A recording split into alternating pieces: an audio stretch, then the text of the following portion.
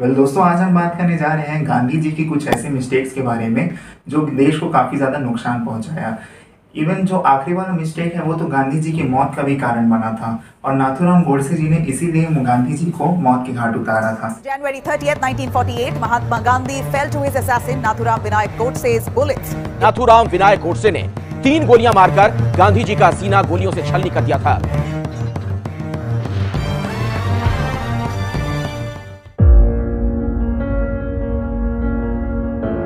दोस्तों, बात है 1939 की, जब कांग्रेस अध्यक्ष का चुनाव होने वाला था। 1939 से पहले 1938 में सुभाष चंद्र बोस जी को निर्विरोध कांग्रेस के अध्यक्ष के तौर पर चुना जा चुका था, क्योंकि उनके अगेंस्ट में कोई खड़ा भी नहीं होना चाहता था। और उसी समय सुभाष चंद्र बोस जी को नेताजी के नाम से सभी पुकारते थे, क्योंकि उनकी लीडरशिप बहुत ही ज़्यादा शार्प रहती थी और वो बहुत ही जल्दी डिसीजन लेते थे। इस बीच रविंद्रनाथ टैगोर जी ने गांधी जी को पत्र भी लिखा था कि बोस को दूसरा मौका मिलना चाहिए। मतलब उनके कहने का मतलब ये था कि 1939 में भी सुभाष चंद्र बोस को ही निर्विरोध कांग्रेस का अध्यक्ष चुना जाना चाहिए। लेकिन गांधी जी हमेशा की तरह ही अपने जिद पर अड़े रहे और मौलाना अबुल कलाम आज़ाद को ही अध्यक्ष के तौर पर देखना चाहते थे। जैसे ही सुभाष चंद्र बोस जी ने अपनी उम्मीदवारिता का ऐलान किया, गांधी जी को देखते हुए वो सभी चीज़ों को छोड़ के मौलाना अबुल कलाम आज़ाद अपना नाम वापस ले लेते हैं चुनाव से, क्योंकि वो बिल्कुल भी नहीं चाहते थे कि वो सुभाष चंद्र बोस के अगेंस्ट लड़े। जैसे ही अबुल कलाम आज़ाद अपना नाम वापस लेते हैं चुनाव से, गांधी जी अपना सेकेंड ओपिनियन मांगते हैं पंडित जवाहरलाल नेहरू को। लेकिन पंडित जवाहरलाल नेहरू भी साफ शब्दों में मना कर देते हैं कि मैं सुभाष चंद्र बोस जी के अगेंस्ट चुनाव में बिल्कुल भी खड़ा नहीं होऊंगा, क्योंकि उस टाइम नेताजी का अलग ही जोश था युवाओं के प्रति।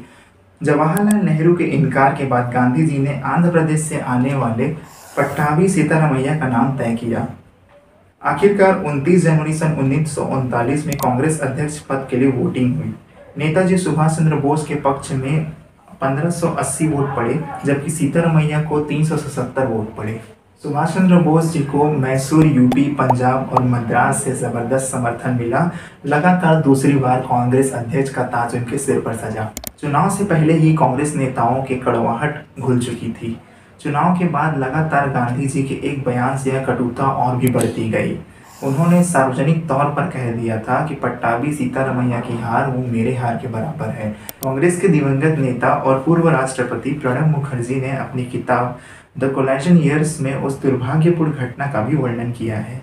उन्होंने लिखा है, हालांकि सीतारामैया को गांधी जी और दूसरे तमाम बड़े नेताओं का समर्थन हासिल था, लेकिन बोस युवाओं में बहुत ज़्यादा लोकप्रिय थे और उन्होंने बहुत उत्साह के साथ उनका समर्थन किया। सुभाष चंद्र बोस ने शानदार जीत हासिल की, लेकिन गांधी जी ने सीतारामैया की हार को अपनी हार बता दिया, जिससे बहुत ही अजीब स्थिति पैदा हुई। 1930 के दशक के आखिर में गांधी जी और बोस के रिश्तों में दरार कांग्रेस के इतिहास का एक बहुत ही दुर्भाग्यपूर्ण अध्याय है। हालांकि सुभाष चंद्र बोस दोबारा अध्यक्ष तो बन गए थे, लेकिन कांग्रेस की वर्किंग कमेटी में गांधी जी के समर्थकों का ही दबदबा था। चुनाव बाद कड़वाहट और भी बढ़ गई। 1939 में 21 फरवरी और 22 फरवरी को कांग्रेस की वर्किंग कमेटी की मीटिंग थी, लेकिन संयोग से उस समय सुभाष चंद्र बोस जी की तबीयत कुछ ठीक नहीं चल रही थी और उन्होंने पटेल जी को टेलीग्राम भेजकर मीटिंग को कुछ समय के लिए हटाने का अनुरोध किया।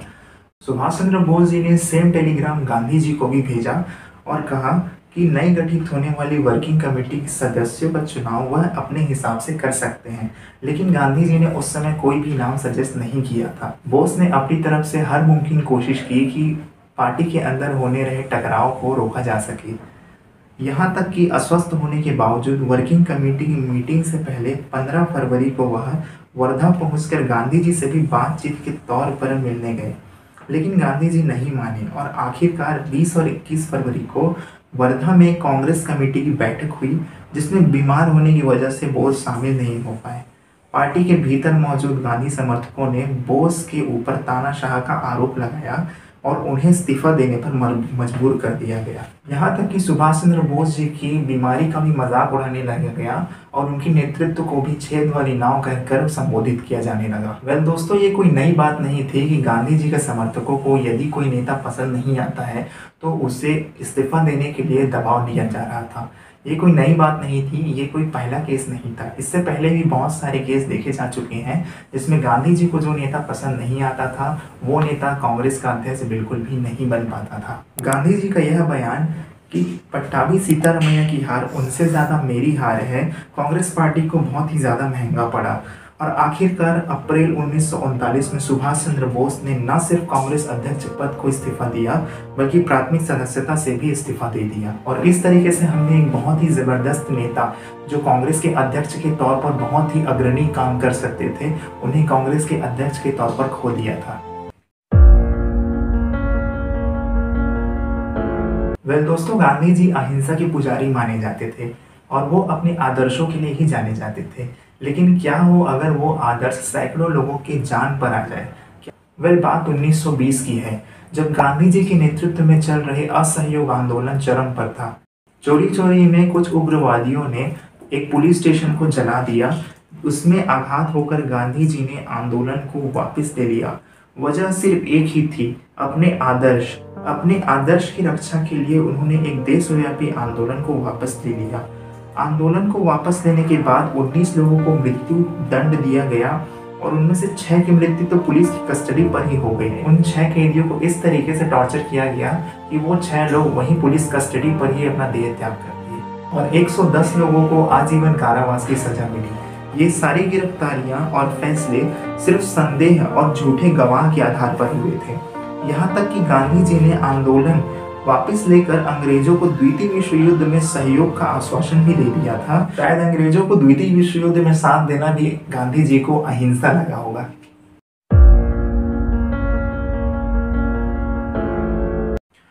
दोस्तों, क्या हो अगर गांधी जी की ये अहिंसावादी वाली बातें सिर्फ एक जन समुदाय के लिए ही लागू हो और बाकी किसी के लिए नहीं?